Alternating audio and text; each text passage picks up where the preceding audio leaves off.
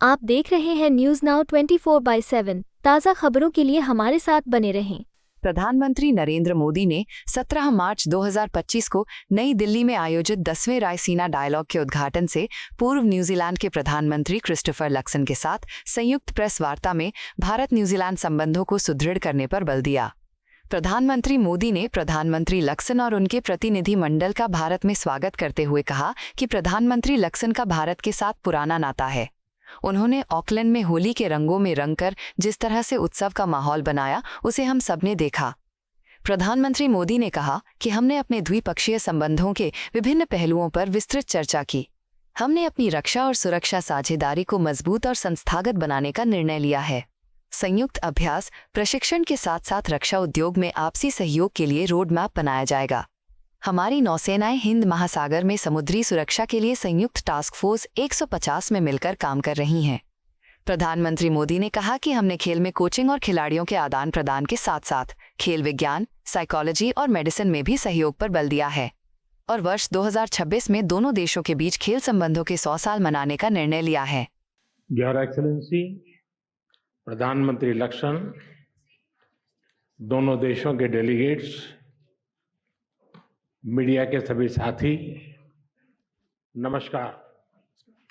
किया हो रहा।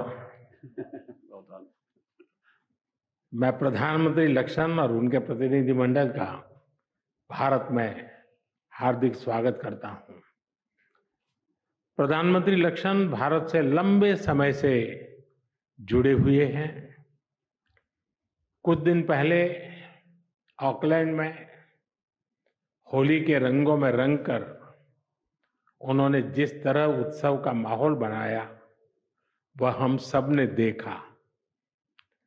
प्रधानमंत्री लक्सन के न्यूजीलैंड में बसने वाले भारतीय मूल के लोगों के प्रति लगाव को इस बात से भी देखा जा सकता है कि उनके साथ एक बड़ा कम्युनिटी डेलीगेशन भी भारत आया है। उन जैसे युवा, ऊर्जावान और प्रतिभाशाली लीडर का इस वर्ष रायसीना डायलॉग का मुख्य अतिथि होना हमारे लिए खुशी की बात है।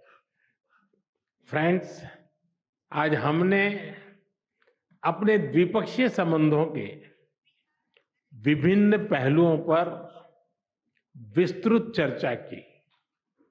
हमने अपनी रक्षा और सुरक्षा साझेदारी को मजबूत और संस्थागत रूप देने का निर्णय लिया है। Joint exercise, training, port visits के साथ साथ रक्षा उद्योग जगत में भी आपसी सहयोग के लिए रोड मैप बनाया जाएगा।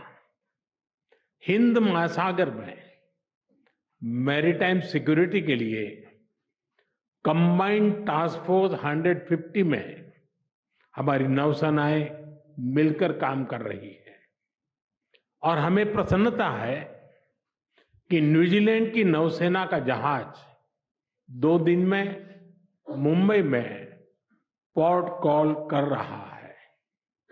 फ्रेंड्स, दोनों देशों के बीच एक परस्पर लाभकारी फ्री ट्रेड एग्रीमेंट पर नेगोशिएशंस शुरू करने का निर्णय लिया गया है।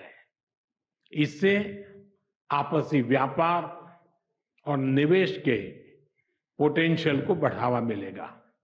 डेयरी, फूड प्रोसेसिंग और फार्मा जैसे क्षेत्रों में आपसी सहयोग और निवेश को प्रोत्साहित किया जाएगा। रिन्यूएबल एनर्जी और क्रिटिकल मिनरल क्षेत्रों में आपसी सहयोग को हमने प्राथमिकता दी है। फॉरेस्ट्री और हॉर्टिकल्चर में संयुक्त रूप से काम किया जाएगा।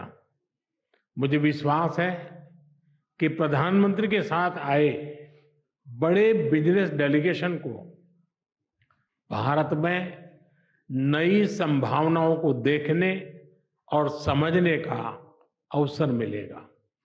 फ्रेंड्स, क्रिकेट हो, हॉकी या माउंटेनियरिंग, दोनों देशों के बीच खेलों में पुराने संबंध हैं। हमने स्पोर्ट्स में कोचिंग और खिलाड़ियों के एक्सचेंज के साथ साथ स्पोर्ट्स साइंस, साइकोलॉजी और मेडिसिन में भी सहयोग पर बल दिया है। और वर्ष 2026 में दोनों देशों के बीच खेल संबंधों के 100 साल मनाने का निर्णय लिया गया है। फ्रेंड्स, न्यूजीलैंड में रहने वाला भारतीय समुदाय न्यूजीलैंड में सामाजिक और आर्थिक विकास में सकारात्मक योगदान दे रहा है। हमने तय किया है कि स्किल्ड वर्कर्स की मोबिलिटी उसको सरल बनाने और इलीगल माइग्रेशन से निपटने के लिए एक समझौते पर तेजी से काम किया जाएगा। यूपीआई कनेक्टिविटी, डिजिटल ट्रांजैक्शन और टूरिज्म बढ़ाने पर भी बल दिया जाएगा। शिक्षा के क्षेत्र में हमारे पुराने संबंध हैं। हम न्यूजीलैंड की यूनिवर्सिटीज को भारत में कैंपस खोलने के लिए आमंत्रित करते हैं। फ्रेंड्स, आतंकवाद के खिलाफ हम दोनों एक मत हैं।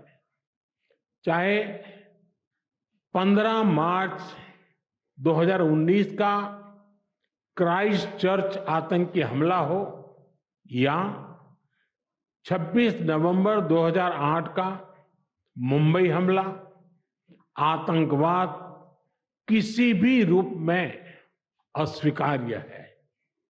आतंकी हमलों के दोषियों के खिलाफ कड़ी कार्रवाई आवश्यक है। आतंकवादी, अलगाववादी और कट्टरपंथी तत्वों के खिलाफ हम मिलकर सहयोग करते रहेंगे। इस संदर्भ में न्यूजीलैंड में कुछ गैर कानूनी तत्वों द्वारा भारत विरोधी गतिविधियों को लेकर हमने अपनी चिंता साझा की। हमें विश्वास है कि इन सभी गैर कानूनी तत्वों के खिलाफ हमें न्यूजीलैंड सरकार का सहयोग आगे भी मिलता रहेगा। फ्रेंड्स, फ्री, ओपन, सिक्योर और प्रॉस्परस इंडो पैसिफिक का हम दोनों समर्थन करते हैं। हम विकासवाद की नीति में विश्वास रखते हैं, विस्तारवाद में नहीं। इंडो पैसिफिक ओशन इनिशिएटिव से जुड़ने के लिए हम न्यूजीलैंड का स्वागत करते हैं। इंटरनेशनल सोलर अलायंस के बाद CDRI से जुड़ने के लिए भी हम न्यूजीलैंड का अभिनंदन करते हैं। फ्रेंड्स, अंत में रग्बी की भाषा में कहूं तो हम दोनों अपने संबंधों के उज्जवल भविष्य के लिए फ्रंट अप के लिए तैयार हैं। We are ready to step up together and take responsibility for a bright partnership. और मुझे विश्वास है कि हमारी साझेदारी दोनों देशों के लोगों के लिए एक मैच विनिंग पार्टनरशिप साबित होगी। बहुत बहुत धन्यवाद। आपको यह वीडियो पसंद आया हो तो इसे लाइक करें, हमारे चैनल को सब्सक्राइब करें।